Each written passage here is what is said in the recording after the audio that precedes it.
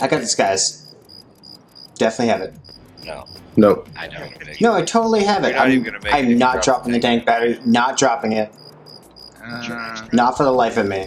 I would rather die than not extract with this. Can you not move You it still have all? the countdown No. too. Man, you I still got plenty of time. to extra. Oh no. You gotta get like to the truck. No, you're done. It sucks, man.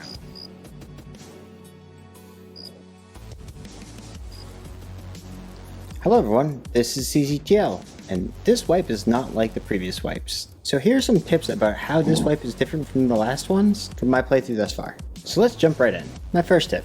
The SKS was already the Ferrari of the early wipe, and now it became the Lamborghini with its penetration increased from 32 to 35.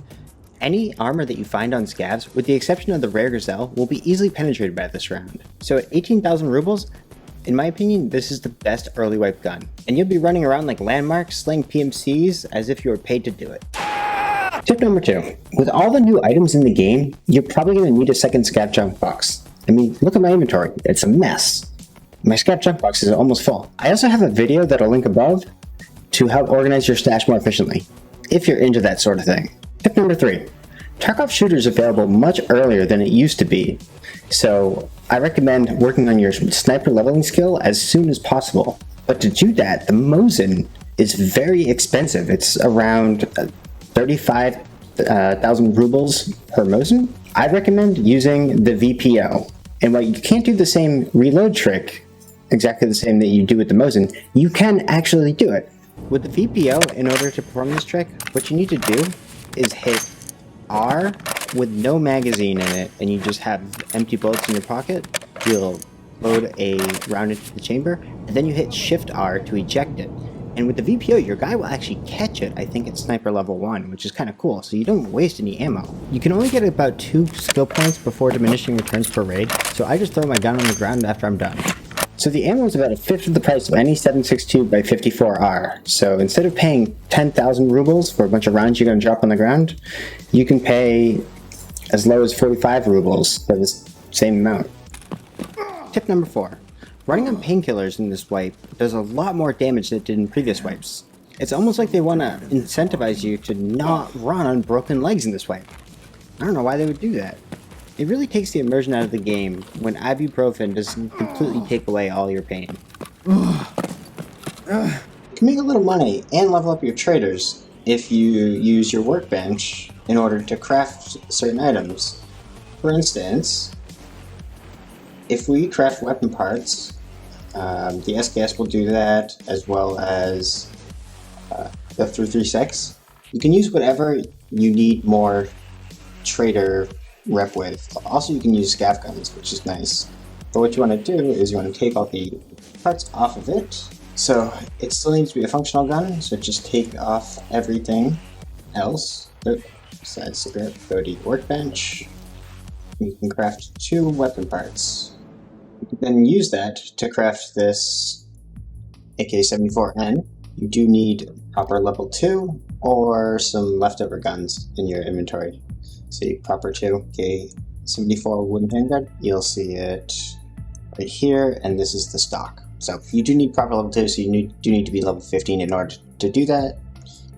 But once you get to be there, you can start printing money and progressing skier, because you can buy the Vepr 209 from him, counting money toward that, producing weapon parts, and selling guns back to him, or Peacekeeper, or Proper, whoever you need the money from. And basically level up your traders that way without having to buy a bunch of guns and sell them back to them like this. And why are all you traders so stingy with how much you pay for guns? This is like extortion or something. Isn't there a quest about extortion? Tip number 6. There's nothing wrong with budget kits, you just have to play intelligently. Tip number 7. Bring painkillers or a CMS and set of splints. There's nothing worse than having to hobble to extract in pain. First, it takes a lot longer to do, so you can't get into your next raid as quickly, and second, you're like a sitting duck. Tip number 8. I highly recommend that you subscribe if these tips have been helpful for you thus far. Not for me, but for you to stay informed on the latest Tarkov content. But for real, if you have a group of people, it's much easier to get into night raids when you're queuing, and you do it much quicker. From my experience, the queue time for a night raid is about a quarter of the time. The best time to go into a day raid would be probably 7:30 p.m. because a lot of people anticipate that transitioning into a night raid. As you can see here, my group of 5 people are having a very tough time getting into raids now. Also, check out my video on dead night raids. You won't actually get dead raids, but you can get not completely full servers. Tip number 9, you are almost overweight with almost nothing in your backpacks depending on what your loadout is. So prioritize a smaller backpack, fill it up, and get out and get into the next raid. That will drastically increase your survivability chances. Tip number 10, prioritize getting to Jaeger level 2 because you can make some extremely effective guns for around 50,000 rubles. If you enjoyed this video, smash the like out of that shit button, consider subscribing for more Tarkov content in the future, and I will see you on the battlefield. cztl out. Got him.